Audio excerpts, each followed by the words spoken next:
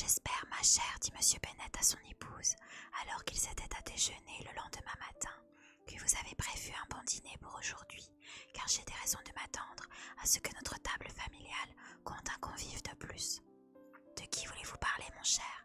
Je ne vois assurément personne qui puisse venir, à moins que Charlotte Lucas ne passe nous rendre visite, et j'espère que mes dîners sont assez bons pour elle. Je ne crois pas qu'elle ait souvent les mêmes à la maison. La personne à laquelle je pense est un monsieur qui n'a pas ses habitudes ici. Une lueur brilla dans les yeux de Madame Bennet. Un monsieur qui n'a pas ses habitudes. Je parie que c'est monsieur Bingley. Dis donc, Jane, tu n'en as pas soufflé mot. Petite cachotière. Eh bien, assurément, je serais très heureuse de voir monsieur Bingley. Mais, Seigneur, quelle malchance! Pas moyen d'avoir du poisson aujourd'hui. Lydia, ma chérie, veux-tu sonner? Il faut que je parle à Hill tout de suite.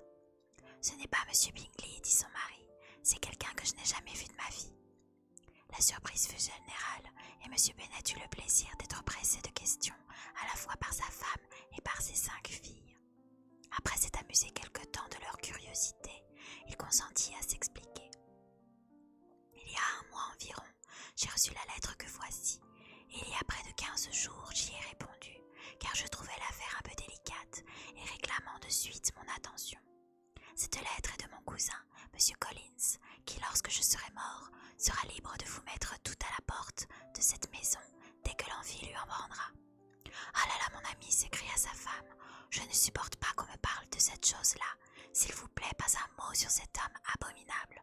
Je considérerai toujours comme tout à fait insupportable que votre domaine puisse être substitué au détriment de vos propres enfants. Je suis sûre qu'à votre place, j'aurais depuis longtemps essayé de faire quelque chose pour l'empêcher. » Jane et Elizabeth tentèrent de lui expliquer en quoi consistait une substitution.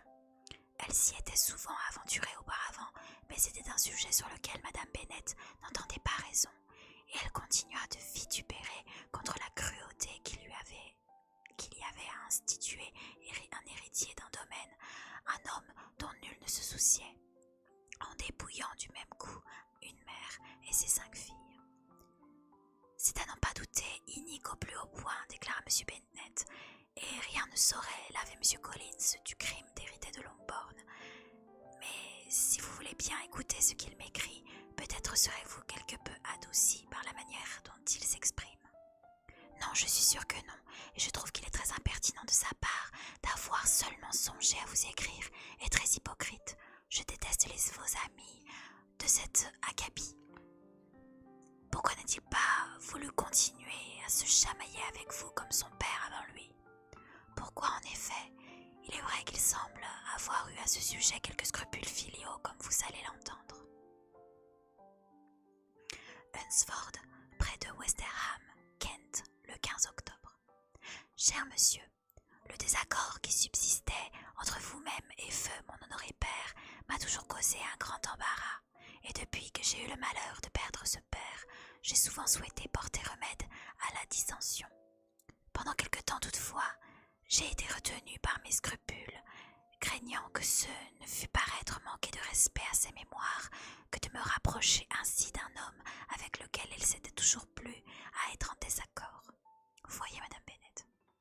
J'ai cependant à présent fini de balancer, car, ayant reçu l'ordination à Pâques, j'ai eu la chance de bénéficier du patronage de la très honorable Lady Catherine de Burgh, veuve de Sir Lewis de Burgh, dont la générosité et la bénéficence m'ont élevé à l'excellente charge de la rectorerie de cette paroisse, où tous mes efforts tendront à me conduire avec respect et gratitude envers sa seigneurie et à montrer mon zèle dans l'observation des rites et cérémonies institués par l'Église d'Angleterre.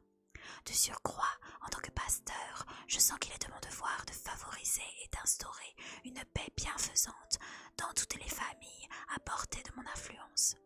En conséquence, je me flatte que les ouvertures que je fais à présent pour manifester ma bonne volonté sont extrêmement louables, et si je suis dans la substitution, le premier appelé à l'héritage du domaine de Longbourn, j'espère que vous aurez la bonté de ne pas m'en tenir rigueur et n'en serez pas tenté de rejeter la branche d'olivier que je vous tends. Je ne puis être autrement que navrée de me voir la cause d'un dommage atteignant vos aimables filles, et vous prie de bien vouloir m'en excuser, tout en vous assurant de mon désir de compenser ce tort par tous les moyens possibles, mais de cela nous reparlerons. Si vous n'avez pas d'objection à me recevoir dans votre demeure, je me propose le plaisir de vous visiter ainsi que votre famille le lundi 18 novembre à 4 heures de l'après-midi. J'abuserai sans doute de votre hospitalité jusqu'au samedi de la semaine suivante, ce que je puis faire sans inconvénient aucun, car Lady Catherine est loin de trouver à redire à mon absence occasionnelle le dimanche, pourvu qu'un autre membre du clergé ait été prévu pour la célébration des offices de la journée. Je reste, cher monsieur, en vous demandant de transmettre mes respectueux compliments à votre épouse et à vos filles, votre dévoué William Collins. À 4 heures donc, nous pouvons nous attendre à la visite de cet homme de paix, conclut M. Bennet en repliant la lettre. Il me donne l'impression, ma foi, d'être tout ce qu'il y a de poli et de consciencieux, et je ne doute pas qu'il constitue une relation à ne pas négliger, en particulier si Lady Catherine a l'indulgence de lui permettre de revenir nous voir.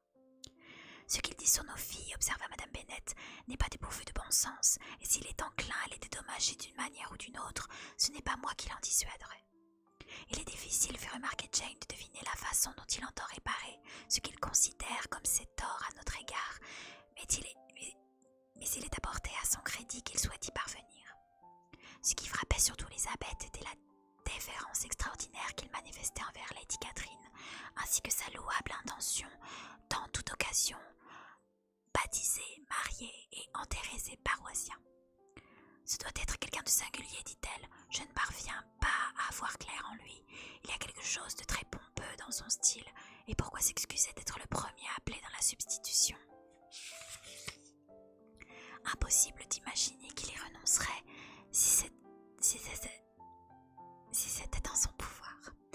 Pensez-vous qu'il ait du bon sens, mon père? Non, ma chérie, je ne le crois pas. J'ai bon espoir qu'il soit tout le contraire d'un homme sensé. Il y a dans sa lettre un mélange de servilité et de suffisance qui promet beaucoup. Je suis impatient de le voir. Du point de vue de la composition, fit observer Marie, sa lettre ne paraît pas fautive.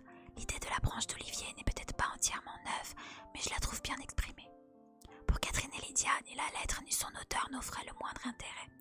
Il était impossible que leur cousin arrivât vêtu d'un habit rouge, et cela faisait à présent des semaines qu'elles avaient cessé d'apprécier la compagnie d'un homme sous une autre couleur.